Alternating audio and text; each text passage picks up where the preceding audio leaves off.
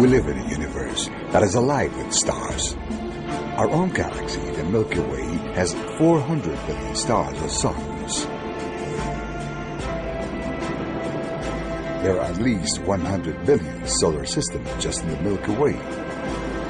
And there are billions of galaxies like ours. The Earth is like a tiny grain of sand on a huge celestial beach, and this isn't the only beach.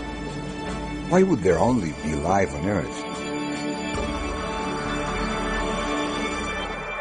MC Castepol presents. Hola amigos, soy Sixto Paz. Hi my friends, I'm Sixto Paz Wells. I was born December 12, 1955 in Lima, Peru. My father used to research UFOs before I was born, so I was raised in an environment where the subject was common. In fact, my father used to teach my brothers and me, when we were boys, to think that it would be impossible that there would be life only on Earth. He said it would be very strange indeed if there were no life beyond this planet. My father, with some friends from the Air Force, created an institute for the study of UFOs. In 1973, he was invited to speak to a yoga group, and I went along with him. I was 17 years old then. When I was there, I met a group of people who were very much into spiritual subjects, although not in a religious way.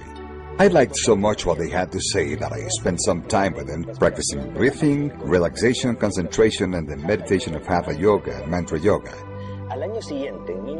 The following year, 1974, a report in the most serious and conservative newspaper in Lima, El Diario El Comercio, said it had been discovered that outer space was not a place of deathly silence as believed, and that noises coming from the universe were a cacophonous riot of sounds, some of which might be other civilizations trying to communicate with us across the universe. This interesting report made my father invite Dr. Victor Yáñez from the police hospital in Lima, who held a high degree in masonry and was a member of the Theosophic Society, to lecture on telepathy, or transmission of thoughts across long distances. The doctor said that if people of other worlds were trying to communicate with us, they might not just come in spaceships.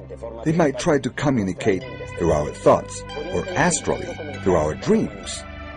This idea seized my imagination with such force, and when I got home and told my mother and sister of what I had heard, we decided to try it out, to play a game where we would try to clear our minds and receive a message from beyond. We sat down at a table with paper and pen and agreed to write down any thoughts that seemed not to be our own, but coming from somewhere else. By doing so, we hoped to detect a possible message. We started to practice some meditation, and about 15 minutes later I felt an irresistible urge to write something down, and an anxiety that forced my eyes open. I was not in any trance state whatsoever. I was fully conscious. I started writing very quickly. I felt like someone was speaking in my ears, saying, "Living room, good place to communicate. My name is Oxark. I am from Marlem, one of Jupiter's moons. You call it Ganymede.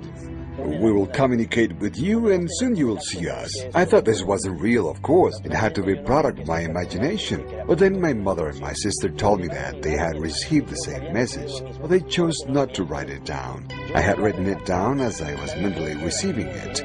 This is called psychography, or automatic writing. Next day, with some friends, we repeated the experiment. This time, though, we asked for a signal. In the course of the experiment, we received instructions to go on February 7, 1974, to Chilca Desert, south of Lima. We arrived the day before to become acquainted with the environment. We didn't want to confuse a meteor, satellite, or airplane with the expected sighting.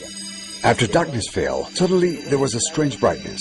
Behind the mountain, everything was lit as if it were daylight. All of us saw a glowing object moving along the mountain crest. When it stabilized on the right side of the horizon, the members of our group started asking each other, "Do you see it?" "Yeah, I see it too." "What is that light?" As it started to descend, it hovered at an altitude of some 80 meters. It projected a light as bright as the midday sun. It was shaped like a disc and had a dozen small windows. We all felt terror, panic. We'd never been so frightened. And yet we all grasped in our minds the message they were sending. But they wouldn't come down at that moment because we couldn't control our emotions. Later there would be a time and place. That time came months later when they landed in the desert and we had the opportunity to see them physically. Anthropomorphic beings, humanoids, similar to us. At the beginning, their communication was all telepathic. Had it all ended there, these experiences wouldn't have much significance. But a Spanish journalist, Juan José Benítez, who today is known worldwide for his Trojan Horse series of books, back then a correspondent for the FN News Agency, was sent to Peru to cover the story about a group of teenagers who claimed to have had contact with extraterrestrials. We went out to the Chilca Desert with him. And at the exact time, on the exact day announced and messages that we had received, this journalist was able to spot 2 UFOs in the sky. To us, they were DAVs, directed alien vehicles. The sighting demonstrated to his satisfaction that it is possible to establish contact with extraterrestrial beings. When he returned to Spain, Juan José Benítez wrote his first book, UFOs, SOS to Humanity. This book made our contact experience known around the world. As the years progressed, our communication with these beings became more and more fluent. We were allowed to receive the information that we are about to share with you, stories about the cosmic plan, extraterrestrial cosmogony, and the origins of humanity. It is the story of how the human being is the result of extraterrestrial genetic experiments, and how, through our biological history, there has been hybridism and crossbreeding, stellar shipwrecks, colonization, and even deportation of aliens to our world. Without considering the extraterrestrial link, human history doesn't make sense.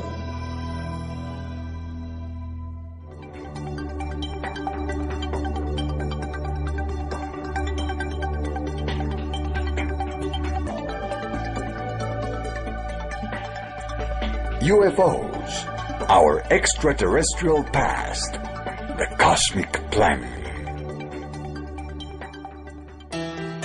In the early 70s, there began to appear in the south of England a series of mysterious patterns imprinted on field grains.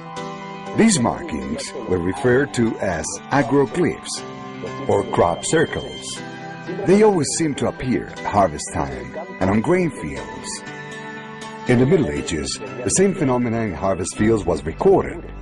The patterns appeared, and at the time they were considered to have been made by the devils, by the fairies.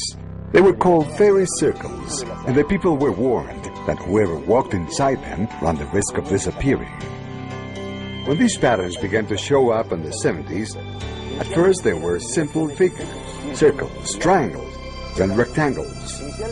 When they were just circles, it was first thought it might be a geomagnetic phenomenon, or the result of whirlwinds or small tornadoes. But when the figures started becoming more complex, more beautiful and larger, there was really a compelling interest in investigating them. This interest increased even more when researchers realized that the spikes of grains were folded. They were